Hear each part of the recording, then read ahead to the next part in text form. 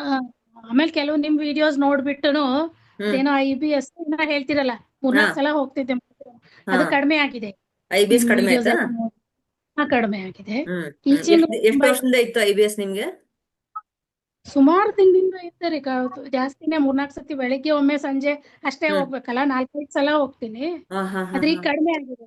Digestion ನನ್ improve. Videos ನೋಡ್ಕೊಂಡು follow ಹಾಕಿದ್ರಾ? ನಿಮ್ ವಿಡಿಯೋಸ್ ನೋಡ್ಬಿಟ್ಟು ಹ್ಮ್. ಹ್ಮ್. ಕಡಿಮೆ ಹ್ಮ್. ಆಗ್ತದಲ್ವಾ?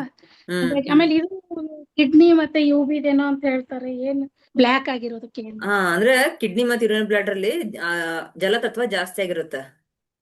ಹೌದು. ನಿಮ್ಗೆ ಹ್ಮ್ ಸ್ಟಮಕ್ ಅಲ್ಲೂ ಜಲತತ್ವ ಜಾಸ್ತಿ ಆಗಿರುತ್ತೆ. ಸೊ ಸ್ಟಮಕ್, ಕಿಡ್ನಿ, ಸ್ಪ್ಲೀನ್ ಎಲ್ಲ ಇಂಬ್ಯಾಲೆನ್ಸ್ ಆಗಿರುತ್ತೆ.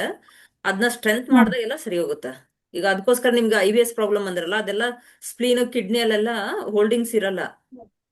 ಹಾ, ಸೊ ಅದಕ್ಕೆ ನಿಮ್ಗೆ ಸ್ಪ್ಲೀನ್ ಮತ್ತು ಸ್ಟಮಕ್ಕಿಗೆ ಹ್ಮ್. ಬಲಗೈ, ಹ್ಮ್. ಇದಕ್ಕೆ ಯೆಲ್ಲೋ ಮತ್ತೆ ಎಲ್ಲೋ ಅಥವಾ ಹಾಕಕ್ ಆರೆಂಜ್, ಹೇಳ್ತಾರೆ. ಹ್ಮ್. ಯೆಲ್ಲೋ ಮತ್ತೆ ಬ್ಲೂ ಏನೋ ಹೇಳಿದ್ರು. ಎರಡು ಹೌದು. ಇದಾಗುತ್ತೆ, ಮಧ್ಯಕ್ಕೆ ಹಾಕ್ರಿ ಅಂತ.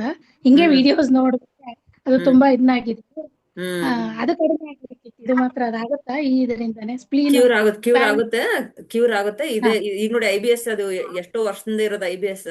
ಈಗ ವಿಡಿಯೋ ನೋಡ್ಕೊಂಡೇನೆ ಸುಮಾರು ಕ್ಯೂರ್ ಕಂಟ್ರೋಲ್. ಮಾಡ್ಕೊಂಡಿದ್ರಿ. ಒಳ್ಳೇದು. ಇದೇ ರೀತಿ ಮಾಡ್ತಾ ಹೋಗಿ, ಸರಿ ಹೋಗುತ್ತೆ. ಫುಡ್ ಈಗ ಒಂದು ರೆಡ್ ಒಳ್ಳೆ ಮತ್ತೆ ಆರ್ಗ್ಯಾನಿಕ್ ಫುಡ್ ಬ್ಲ್ಯಾಕ್ ತಿನ್ಬೇಕು. ಆರ್ಗ್ಯಾನಿಕ್ ಫುಡ್ ಅದೇ ಹ್ಮ್. ತಿಂದೆ. ಕೆಮಿಕಲ್ ಇರೋದು ತಿನ್ಬಾರ್ದು. ಹೌದಾ? ಮತ್ತೆ ಈಗ ರೆಡ್ ಮತ್ತೆ ಬ್ಲ್ಯಾಕ್ ಹಾಕ್ಲಾ? ರೆಡ್, ನೋಡ್ತೀನಿ. ಬ್ಲಾಕ್